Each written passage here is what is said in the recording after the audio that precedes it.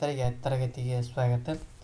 ತರಗತಿ ಪ್ರಾರಂಭ ಮಾಡೋಕ್ಕಿಂತ ಮುಂಚಿತವಾಗಿ ನಮ್ಮ ಒಂದು ಯೂಟ್ಯೂಬ್ ಚಾನಲ್ಗೆ ಸಬ್ಸ್ಕ್ರೈಬ್ ಆಗಿ ಪ್ರತಿನಿತ್ಯ ತರಗತಿಗಳನ್ನು ವೀಕ್ಷಿಸಿ ಅನ್ನುತ್ತಾ ಇವತ್ತಿನ ಒಂದು ತರಗತಿಯನ್ನು ಪ್ರಾರಂಭ ಮಾಡ್ತಾ ಹೋಗ್ತೀನಿ.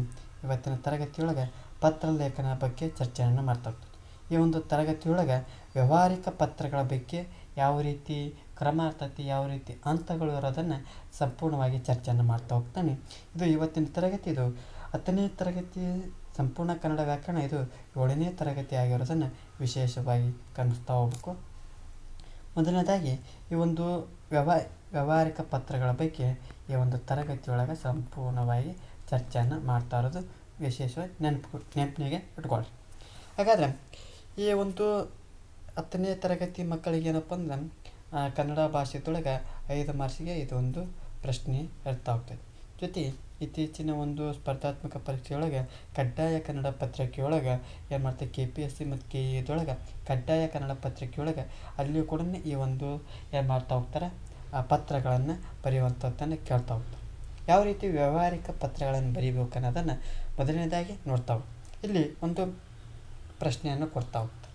ಏನಪ್ಪ ಅಂದ್ರೆ, ನಿಮ್ಮ ಬೀದಿಗೆ ದಾರಿದೀಪ ಹಾಕಿಸುವಂತೆ ನೀವು ದಕ್ಷಿಣ ಕನ್ನಡ ಜಿಲ್ಲೆ ಬಂಟ್ವಾಳ ತಾಲೂಕಿನ ಚೆನ್ನೈತೊಡಿ ಗ್ರಾಮದ ರಾಮಚಂದ್ರನೆಂದು ಭಾವಿಸಿಕೊಂಡು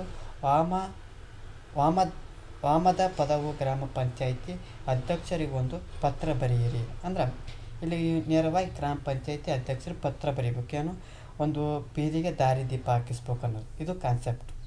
ಯಾವ ರೀತಿ ಬರೀಬೇಕಪ್ಪ ಅಂದ್ರೆ, ಇದನ್ನು ಒಂದು ಪುಟ ಅಥವಾ ಪೇಜ್ ಅಂತ ಊಹೆ ಮಾಡಿಕೊಳ್ರಿ.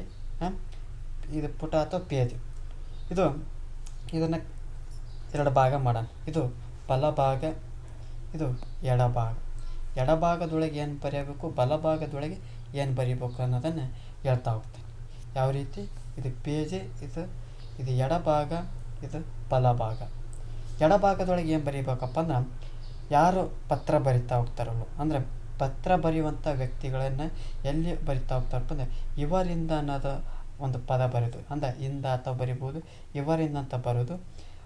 ಆ ಏನು ಪೇಜ್ ಬಾರ್ಡ್ರ್ ಇರ್ತೈತಲ್ಲ, ಆ ಬಾರ್ಡ್ರ್ ಪಕ್ಕದಲ್ಲಿ ಇವರಿಂದ ಅಂತ ಬರೀಬೇಕು.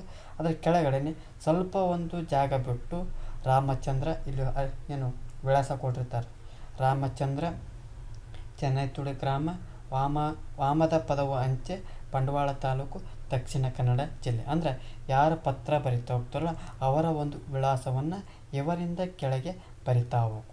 ಅದೇ ರೀತಿ ಇವರಿಗೆ ಒಂದು ಲೈನ್ ಬಿಡ್ರಿ, ಏನಾಗಲ್ಲ, ಒಂದು ಲೈನ್ ಬಿಟ್ಟು ಕ್ರಮ ಕೊಟ್ಟು ಯಾರಿಗೆ ಪತ್ರ ಬರಿತಾ ಹೋಗ್ತಾರೆ ಅವರ ಒಂದು ವಿಳಾಸ, ಯಾರು ಮಾನ್ಯ ಅಧ್ಯಕ್ಷರು, ಗ್ರಾಮ ಪಂಚಾಯಿತಿ ಕಚೇರಿ, ವಾಮದ ಪದವು, ಬಂಟ್ವಾಳ ತಾಲೂಕು, ದಕ್ಷಿಣ ಕನ್ನಡ ಜಿಲ್ಲೆ ಅಂತ ಬರಿತಾ ಹೋಗ್ಬೇಕು. ಇದು ಬರೆದ ನಂತರ ಮಾನ್ಯರೇ ಅಂತ ಬಳಸ್ತಾ ಹೋಗ್ಬೇಕು. ವಿಶೇಷವಾಗಿ ಮಾನ್ಯರೇ ಅಂತ ಒಂದು ಪದವನ್ನು ಬರೆದು ಕ್ರಮ ಕೊಟ್ಟು ಆ ಸೆಂಟ್ರ್ ಪೇಜ್ ಅಂತ ಕರಿತಾ ಹೋಗ್ತದೆ. ಇದು ಸೆಂಟ್ರ್ ಪೇಜ್ ಅಂತ ಕರಿತಾ ಹೋಗ್ತದೆ. ಇಲ್ಲಿ ವಿಷಯ ಅಂತ ಬರೆದು ನೇರವಾಗಿ ಬೀದಿ ದೀಪ ಅಳವಡಿಸುವಂತೆ ಕೋರಿ ಮನವಿ. ಅಂದ್ರೆ ನೇರವಾದ ವಿಷಯ, ಏನು ಉದ್ಯೋಗ ಏನು ಬರೆಯಂಗಿಲ್ಲ, ಏನು ಒಂದು ಪತ್ರಲೇಖನದೊಳಗೆ ಬರೀಬೇಕು, ಏನು ಒಂದು ಸಮಸ್ಯೆ ಐತಲ್ಲ, ನೇರವಾದಂಥ ಅಂಶ ಬರೀಬೇಕು. ಏನು, ಬೀದಿ ದೀಪ ಅಳವಡಿಸುವಂತೆ ಕೋರಿ ಮನವಿ ಅಂತ ಬರೆದು ಈ ಒಂದು ಮಾನ್ಯರ ಕೆಳಗೆ ಏನು ರಾಮಚಂದ್ರ ಮಾನ್ಯ ಅಧ್ಯಕ್ಷ, ಅದೇ ಒಂದು ನೇರವಾದ ಅನುಪಾತದೊಳಗೆ ಏನು ವಿಷಯಾಂಶವನ್ನು ಬರಿತಾ ಹೋಗ್ಬೇಕು. ಈ ಮೇಲ್ಕಂಡ ವಿಷಯಕ್ಕೆ ಸಂಬಂಧಿಸಿದಂತೆ ಹಿಂಗೆ ಬರ್ತಾ ಹೋಗಿ ಏನು ವಿಸ್ತೃತವಾಗಿ ಒಂದು 4ರಿಂದ 5 ಲೈನಿನೊಳಗೆ ಬರಿತಾ ಹೋಗ್ಬೇಕು. ಬರೆದಂಥ ಸಂದರ್ಭದೊಳಗೆ ಎಡಭಾಗದಲ್ಲೂ ಅಥವಾ ಮಧ್ಯಭಾಗದಲ್ಲಿ ವಂದನೆಗಳೊಂದಿಗೆ ಅಥವಾ ಧನ್ಯವಾದಗಳೊಂದಿಗೆ ಅಂತಂದು ಬರಿತಾ ಹೋಗ್ಬೇಕು. ಜೊತೆಗೆ ಕೊನೆಯದಾಗಿ ಬಲಭಾಗದಲ್ಲಿ ಇಂತಿ ತಮ್ಮ ವಿಶ್ವಾಸ ಅಂತ ಸೈನ್ ಮಾಡಿ, ಕೆಳಗೆ ಸೈನ್ ಮಾಡಿದಂಥ ಕೆಳಗೆ ಬ್ರಾಕೆಟಿನೊಳಗೆ ನಿಮ್ಮ ಹೆಸರು ಬರಿತಾ ಹೋಗ್ಬೇಕು. ಜೊತೆ ಬಲಭಾಗದಲ್ಲಿ ಯಾವತ್ತು ನೀವೇನು ಪತ್ರ ಬರಿತಾ ಹೋಗ್ತಿರಲ್ಲ ಅವತ್ತಿನ ದಿನದೊಳಗೆ ಏನು ಮಾಡ್ತಾ ಹೋಗ್ಬೇಕಪ್ಪ ಅಂದ್ರೆ, ದಿನಾಂಕವನ್ನು ನಮೂದನೆ ಮಾಡ್ತಾ ಹೋಗ್ಬೇಕು. ಅಂದರೆ ವಿಶೇಷವಾಗಿ ನೆನಪಿಟ್ಟು ಎಡಭಾಗದಲ್ಲಿ ಇವರಿಂದ ಇವರಿಗೆ ಮಾನ್ಯರಂತ ನೋಡ್ತಾ ಹೋಗ್ತೀವಿ. ಸೆಂಟ್ರ್ ಪೇಜ್ ಒಳಗೆ ವಿಷಯ ಅಂತ ನೋಡ್ತಾ ಹೋಗ್ತೀವಿ. ಸೆಂಟ್ರ್ ಪೇಜ್ನೊಳಗೆ ಇನ್ನೊಂದು ವಂದನೆಗಳಂತ ನೋಡ್ತಾ ಹೋಗ್ತೀವಿ. ಬಲಭಾಗದೊಳಗೆ ದಿನಾಂಕ, ಜೊತೆಗೆ ಇಂತಿ ನಿಮ್ಮ ವಿಶ್ವಾಸವನ್ನು ಈ ಒಂದು ವ್ಯಾವಹಾರಿಕ ಪತ್ರದೊಳಗೆ ನೋಡ್ತಾ ಹೋಗ್ತೀವಿ. ಬೇಕಾದರೆ ಇನ್ನೊಂದು ಪತ್ರವನ್ನು ನೋಡ್ತಾ ಹೋಗೋಣ.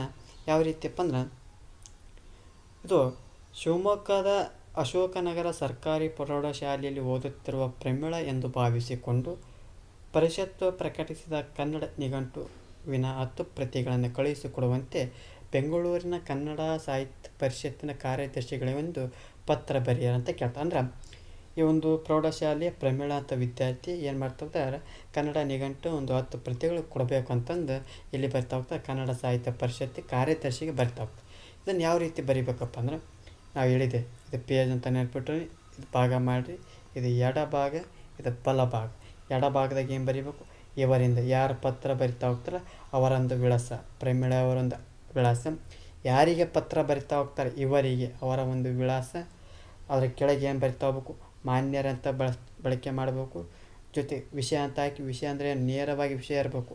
ಪರಿಷತ್ತಿನ ಪ್ರಕಟಣೆಯಾದ ಕನ್ನಡ ನಿಘಂಟುವಿನ 10 ಪ್ರತಿಗಳನ್ನು ಕಳುಹಿಸಿಕೊಡುವ ಬಗ್ಗೆ ಅಂತಂದು ನೇರವಾಗಿ ವಿಷಯ ಬರೆದು, ಇಲ್ಲಿ ಅದಕ್ಕೆ ಕೆಳಗಡೆ ಒಂದು ಗ್ಯಾಪ್ ಇಟ್ಟು ಏನು ವಿಷಯ ಅಂತ ಕೊಟ್ಟಿರ್ತಾರೆ ಅದರ ಒಂದು ಲೈನ್ ಕೆಳಗಡೆ ಈ ಮೇಲ್ಕಂಡ ವಿಷಯಕ್ಕೆ ಸಂಬಂಧಿಸಿದಂತೆ ಬರೆದು ಏನು ಒಂದು ಆ ಪುಸ್ತಕದ ಏನು ಆ ಪುಸ್ತಕದ ಒಂದು ಕಳುಹಿಸಿಕೊಡುವಂಥ ಸಾರಾಂಶವನ್ನು ಬರ್ತಾಬೇಕು. ಇಲ್ಲಿ ಎಡಭಾಗದೊಳಗೆ ಅಥವಾ ಮಧ್ಯಭಾಗದೊಳಗೆ ವಂದನೆಗಳೊಂದಿಗೆ ಅಂತ ಬಳಕೆ ಮಾಡಬೇಕು. ಬಲಭಾಗದೊಳಗೆ ದಿನಾಂಕ ನಮೂದನೆ ಮಾಡಬೇಕು. ಕೆಳಗಡೆ ಇಂತಿ ತಮ್ಮ ನಂಬಿಕೆಯ ವಿಶ್ವಾಸ ಅಂತ ಬರೆದು ಸೈನ್ ಮಾಡಿ ಕೆಳಗಡೆ ಬ್ರಾಕೆಟ್ನೊಳಗೆ ತಮ್ಮ ಒಂದು ಹೆಸರನ್ನು, ಪೂರ್ಣವಾದಂಥ ಹೆಸರನ್ನು ಬರ್ತಾಬೇಕು. ಏನಪ್ಪ ಅಂದ್ರೆ ವಿಶೇಷವಾಗಿ ಎಷ್ಟು ಕಾನ್ಸೆಪ್ಟ್ಗಳು ಬರ್ತಾ ಹೋಗ್ತಾವಪ್ಪ ಅಂದ್ರೆ, ಇವರಿಂದ 1, ಇವರಿಗೆ 2, ಮಾನ್ಯರೇ 3, ವಿಷಯ 4, ವಂದನೆಗಳೊಂದಿಗೆ 5, ದಿನಾಂಕ 6, ಇಂತಿ ನಿಮ್ಮ ವಿಶ್ವಾಸಿ. ಎಷ್ಟು 7 ಅಂಶಗಳು ಒಟ್ಟಾರೆಯಾಗಿ ವ್ಯಾವಹಾರಿಕ ಪತ್ರದೊಳಗೆ ಕಂಡು ಬರ್ತಾವೆ. 1ನೇ ಅಂಶ ಏನು ನೋಡ್ತಾ ಹೋಗ್ತಾವಪ್ಪ ಅಂದ್ರೆ, ಇವರಿಂದ ಅಂತ ನೋಡ್ತಾ ಹೋಗ್ತೀವಿ. 2ನೇ ಅಂಶ ಇವರಿಗೆ ಅಂತ ನೋಡ್ತಾ ಹೋಗ್ತೀವಿ. 3ನೇ ಅಂಶ ಮಾನ್ಯರೇ ಅಂತ ನೋಡ್ತಾ ಹೋಗ್ತೀವಿ. 4ನೇ ಅಂಶ ವಿಷಯ ಅಂತ ನೋಡ್ತಾ ಹೋಗ್ತೀವಿ. 5ನೇ ಅಂಶ ವಂದನೆ ಅಂತ ನೋಡ್ತಾ ಹೋಗ್ತೀವಿ. 6ನೇ ಅಂಶ ದಿನಾಂಕ ನೋಡ್ತಾ ಹೋಗ್ತೀವಿ. 7ನೇ ಅಂಶ ಇಂತಿ ನಿಮ್ಮ ನಂಬಿಕೆಯ ವಿಶ್ವಾಸ ಅನ್ನೋದನ್ನು ನೋಡ್ತಾ ಹೋಗ್ತೀವಿ. ವ್ಯಾವಹಾರಿಕ ಪತ್ರದೊಳಗೆ 7 ಅಂಶಗಳನ್ನು ಸಮಗ್ರವಾಗಿ ಬಳಕೆ ಮಾಡಿದಪ್ಪ ಅಂದ್ರೆ ಆ ಪತ್ರ ವ್ಯಾವಹಾರಿಕ ಪತ್ರ ಅಂತಂದು ಅನಿಸಿಕೊಳ್ತತಿ.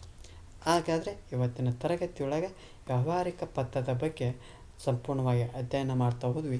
ಈ ಒಂದು ತರಗತಿ ಇಷ್ಟ ಆದರೆ ನಮ್ಮ ಒಂದು ಯೂಟ್ಯೂಬ್ ಚಾನಲ್ಗೆ ಸಬ್ಸ್ಕ್ರೈಬ್ ಆಗಿ, ಜೊತೆಗೆ ಈ ಒಂದು ತರಗತಿ ಇಷ್ಟ ಆದರೆ ನಮ್ಮ ಒಂದು ಯೂಟ್ಯೂಬ್ ಚಾನಲ್ಗೆ ಲೈಕ್ ಮಾಡಿ, ಜೊತೆಗೆ ಸಬ್ಸ್ಕ್ರೈಬ್ ಮಾಡಿ, ಶೇರ್ ಮಾಡಿ. ಜೊತೆಗೆ ನಿಮ್ಮ ಒಂದು ಏನಾದರೂ ನಿಮ್ಮ ಒಂದು ಕ್ಷಮೆ ಇರಲಿ, ಏನಾದರೂ ದೋಷಗಳು ಮತ್ತು ನಿಮ್ಮ ಒಂದು ಅಭಿಪ್ರಾಯಗಳನ್ನು ಕಮೆಂಟ್ ಬಾಕ್ಸ್ನ ಮೂಲಕ ತಿಳಿಸಿ ಅನ್ನುತ್ತಾ ಇವತ್ತಿನ ತರಗತಿಯನ್ನು ಮುಗಿಸ್ತಾ ಇದ್ದೀನಿ. ಎಲ್ಲರಿಗೂ ಧನ್ಯವಾದಗಳು.